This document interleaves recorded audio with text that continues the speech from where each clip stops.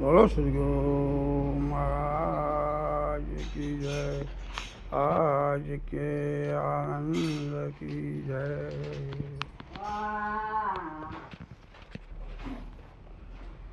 જો સુખો નિત્ય પ્રકાશ વિભો નામ રૂપ આધાર. મતિ ના લીખે જય મતિ લેખે સોમે સૂર્ય પાર. અબજી અપાર સર્વ મમલે વિષ્ણુ મહેશ. ઈજ રવિ चंद्रावरण शक्ति गणेश गणेश. ये नाम लिया तो सब लिया सकल शास्त्र का भेद. बिना नाम नर के गए पर चारों वेद. अस्थि भाजी प्रिय सिंधु नाम रूप जंजार. इतम देवी चुतमले तत्कार. तत्व सारथी लोक मन गुरु गोविंद करो. आ जंत मध्य शेर गुरु संत सरो. સદગુરુ મહારાજ કી જય. આજે આપણે ભજનનો સત્સંગ કરીશું. ભલારામ માનું ભજન.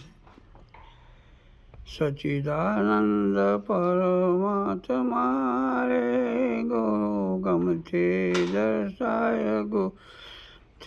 દર્શાય જો. અન્ય જીવોની આશા ટળી. એ નિરખ્યો નિજ રે જે દાર નિરખ્યો નિજ રે દાર જો. સચિદાનંદ પરમાત્મા. આ પદ્મસન શું કહે છે? સચિદાનંદ પરમાત્માનું સ્વરૂપ વ્યાપક છે. તે આપણે ગુરુગમ દ્વારા જાણ્યું. તે જ વાત સંતો સમજાવી રહ્યા છે. આ નાક કાન હાથ પગ આ દેહનો ભાવ તે ઉપરામ લાવવાનો છે. શું કરવાનો છે? ઉપરામ લાવવાનો અથવા કરવાનો છે. કોઈ મહાપુરુષ આપને સમજાવવા કંઈ કહે તો ખોટું પણ લાગે છે. એટલે દેહનો ભાવ તરત જતો નથી. તેના માટે સદગુરુએ આપેલી શાન મુજબ આચરણ રહી વાણી વર્તન વ્યવહાર સુધારવાના છે. સર્વમાં સમદૃષ્ટિ ભાવ લાવવાનો છે. નિત્ય ભજન સત્સંગનો લાભ લેવાય તેટલો લેવાનો છે.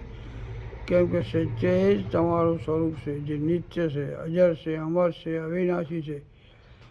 ચિત્ત એટલે વિશેષ. આ વિશેષ પદ છે કે આ મનુષ્ય જન્મે અંતરમાં તન્મયતા પ્રગટતો સદગુરુ ચરણે સમર્પિત થઈ જતા સદગુરુની દયાને કરુણા પ્રગટ આ પદ સદગુરુ ચરણે સમજાય છે. ચિત્ત એટલે ચૈતન્ય. આ ચિત્ત સત્યમાં ભળી જતા આનંદ આવો ઉમટે છે. આનંદ એ પણ તમારું સ્વરૂપ છે. સત્ય સામાન્ય એટલે કે અવાચ્ય પદ છે. ચિત્ત એ વિશેષ પદ છે અને તેના વડે આ સત સ્વરૂપ સમજાય છે. અને તેને જ આ આનંદ સ્વરૂપનો નશો આવે છે.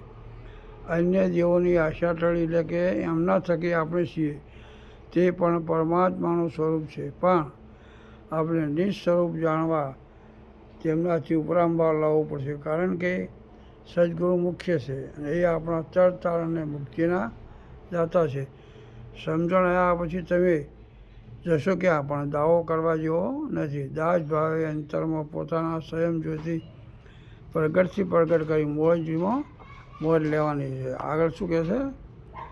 વાસે ત્રિભુવન જીવસે રે કોણ જાય દૂર દેશ કોણ જાય દૂર દેશ જો. ઘટો ઘટમાં વ્યાપી રહ્યો એ ઉગ્યો અનુભવ બાણ ઉગ્યો અનુભવ બાણ જો. સચ્ચિદાનંદ પરમાત્મા. આ ગુરુગુણ વડે નક્કી કરવું પડે. પરમાત્મા તમારાથી જરા પણ છેટો નથી. જો સદગુરુમાં નિષ્ઠા હોય તો નક્કી થઈ જાય છે. ત્રિભુવન એ જ સદગુરુનું સ્વરૂપ છે. તે કાયમ છે. જ્ઞાન એ સદગુરુ છે. આ દેહ નહીં, આ તો સાધન છે. એ તેમનું છે. એમના ઘાટની બળિયારી છે. પણ પછી જ પરમ તત્વની ઓળખ થાય છે. ઘટો ઘટમાં વ્યાપી રહ્યો એટલે ભજનમાં જ્યારે સંતોની પૂજન વિધિ ચાલતી હોય ત્યારે જો ઘાટ જણાય તો જે દેહભાવ ગયો નથી. તમે એક જ છો. શા માટે જુદા પડો છો? અલગ અલગ જે દેખાય છે તે ભ્રાંતિ છે. પૂજન તમારું જ થાય છે, બીજું છે જ નહીં. તેવું તમારે તમારી જાતે નક્કી કરવું પડશે. બીજાનું કહેલું અને સાંભળેલું કામમાં નહીં આવે. જ્યારે પોતે પોતામાં નક્કી થઈ જશે એટલે કહેવું નહીં પડે. તરત જ પ્રકાશ થશે એટલે તરત જ લાઇટ થશે. જેમ સૂર્ય ઉગતો જ અંધારું રહેતું નથી અને અંધારાને કહેવું પણ પડતું નથી કે તું જતું રહે. તેમ જ્ઞાનમાં અજ્ઞાન રહી શકતું જ નથી. એવું આપણું નિસ્વરૂપ છે. મારે નિસ્વરૂપનું પ્રાપ્તિની પ્રાપ્તિ છે. આ પછી પોતાને જ પુરુષાર્થ વડે સર્વ સિદ્ધ કરવાનું છે.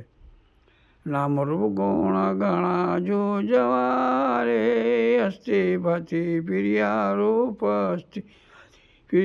રૂપ જો નામ નિર્ગુણ પરમાત્મા. ના આવી કે જાય જો સચ્ચિદાનંદ પરમાત્મા. આ સંસાર નામ રૂપ ગુણવાળો છે.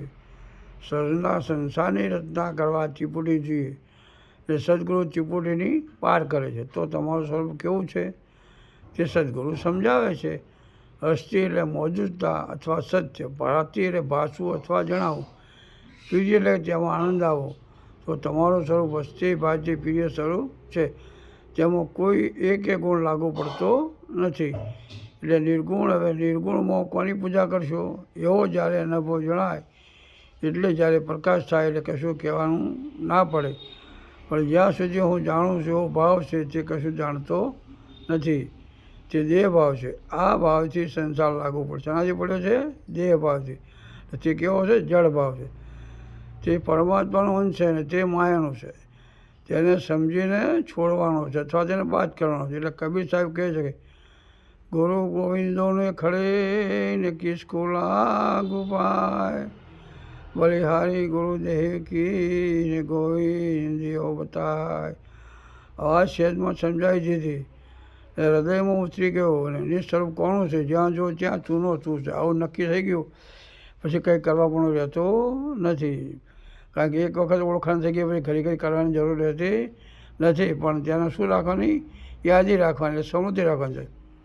સુવર્ણ સરખું સ્વરૂપ છે રે કર્મે ગુણે ઘણો ભેદ જો કર્મ રે બાદ કરી જાણજો. એ સુવર્ણ એક રે સ્વરૂપ, સુવર્ણ એક સ્વરૂપ જો સચ્ચિદાનંદ પરમાત્મા. સુવર્ણ એટલે સોનું. સોનામાંથી અનેક જાતના દાગીના થાય. દાગીના અનેક, સોનું જુદા જુદા નથી, સોનું જ છે. પણ તમે સોનામાંથી દાગીના બનાવ્યા, વીંટી નામ આપ્યું, દોરો નામ આપ્યું, લોકેટ નામ આપ્યું, તમે સંસારમાં લઈ ગયા. પણ હકીકતમાં સોના સિવાય કંઈ પણ નથી. કે વીંટી કે દોરાનું કે લોકેટનું અસ્તિત્વ જ નથી. અંદર બહાર ઉપર નીચે ચારે બાજુ જ્યાં જુઓ ત્યાં સોનું જ છે. બધા દાગીનામાં સોનું જ છે. પણ દ્રષ્ટિભેદ થવાથી જુદું જુદું જણાય છે. પણ સોના સિવાય કંઈ સહેજ નહીં. તે માણસ પરમાત્મા સિવાય કંઈ નથી. પણ ઉપાધિ ભેદે પટેલ, વાણિયા, પંચાળ, દરબાર વગેરે વ્યવહારિક ઓળખ માટે ઉપાધિ લાગુ પડી છે અને ઉપાધિને સાચી માની છે. પણ કેવળ માત્ર મનુષ્ય છે. તેમ આત્મામાં પણ શરીરની ઉપાધિથી જુદું જુદું જણાય છે. પણ સર્વ સત્યાધીશ આત્મા જ છે અને તે એક છે. શ્રી કૃષ્ણ ગીતામાં અર્જુને વ્યવહાર સ્વરૂપ દેખાડ્યું તો કૃષ્ણે ક્યારેય બતાવ્યું, અર્જુને ક્યારેય જોયું? તો બંને વ્યવહાર સ્વરૂપની અંતર્ગત જ છે. વ્યવહાર સ્વરૂપમાં સર્વવ્યાપ્ત છે. જેમ કે કૃષ્ણ પોતામાં ને પોતે શ્રી કૃષ્ણ. કૃષ્ણ વિના દિશે નહીં કાંઈ, હરિ રસ પીજીએ. એ પરમાત્મા છે, બીજું કંઈ છે નહીં. એ સદગુરુના ગુણ ગાવા જતાં હશે 33 કરોડ.